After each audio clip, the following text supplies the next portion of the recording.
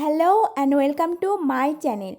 I hope you are well. Today I am gonna share my digital drawing tips and technique. I have been using the sketchbook app to do these characters more realistic. If you like this video, please don't forget to subscribe because your support will help me to go ahead.